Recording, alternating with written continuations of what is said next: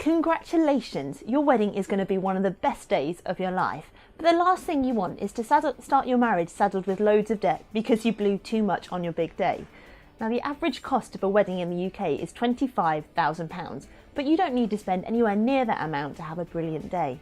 I'm going to show you the best way to pay for your wedding so you can start your marriage life stress-free with cash to spend on holidays and having fun.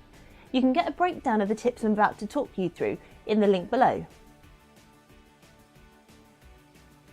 It's so easy to spend a load of money on your wedding, but you seriously don't need to. The important thing is you actually end up saying I do. Anything else is just an extra. Now, if you use this as your starting point, it makes it loads of easier to plan and save.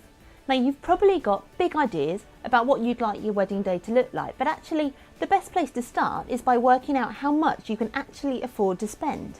Now, once you know that how much your budget is, it makes it so much easier to work out what you'll spend money on and what you'll just have to do without. Now talk to your fiancé and agree between you what you're able to and willing to spend on your big day, and that's definitely the best place to start. Once you know your budget, the next step is to work out what's important to you so you can figure out how far your budget will stretch and how to divide it.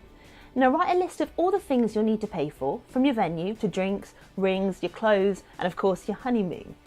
Put them in a list of priorities and then divide your budget between them so you get a good idea of how much you can spend on each little bit and where your cash will go. Now, I've added a link below to sneaky wedding costs that everybody forgets to plan for, so it's definitely worth checking out. How you pay for your wedding can make a massive difference to the amount it'll end up costing you. And actually, a credit card can be your best friend.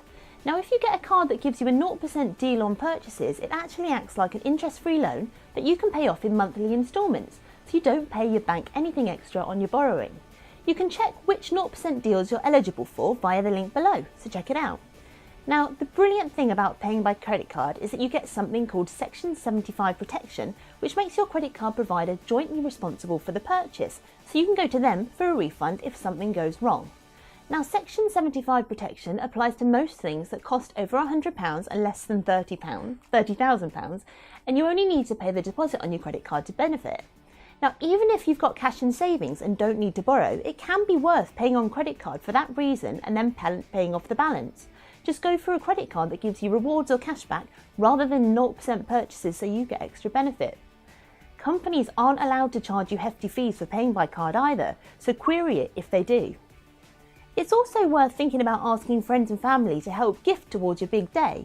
If someone's a brilliant baker, ask them to do your cake. If someone's excellent at crafts, then get them involved. Getting loved ones to lend a hand can be a wonderful way to make your big day even more special, and it saves you and them money too. So there are some top tips for paying for your wedding. Thanks for watching. I hope it's helped you plan a beautiful and affordable big day, so please like and share the video. And if you've got any questions, then comment below and I'll do my best to help.